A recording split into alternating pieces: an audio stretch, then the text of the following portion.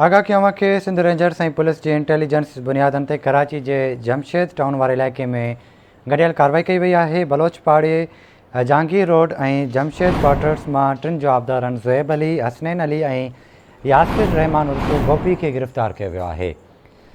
गिरफ़्तार जवाबदारनि जे कब्ज़े मां सरकारी यूनिफॉर्म, जाली कार्ड, फ़ुरक़ीअ लाइ 3 मोटरसाइकिलूं ऐं 30 बोर वारा पिस्टल बरामद कया विया आहिनि।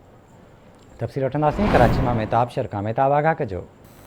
जी बिल्कुल बेशारा तव्हांखे ॿुधायां त सिंध ऐं रेंजर बुनियाद ते कराची जे जमशेद टाउन वारे इलाइक़े में गॾियल कार्रवाई कई वई आहे, जंहिंमें बलोच पाड़ो, जहांगीर रोड, जमशेद क्वार्टर मां 3 जवाबदारनि खे ज़ुएब अली, हसन अली ऐं यासिर रहमान खे गिरफ़्तार करे वरितो आहे। गिरफ़्तार जवाबदारनि जे कब्ज़े मां सरकारी यूनिफॉर्म ऐं जाली कार्ड ऐं फुटसल 3 मोटरसाइकिलियूं ऐं 30 बोरा पिस्टल जेके ज़ब्त कया विया।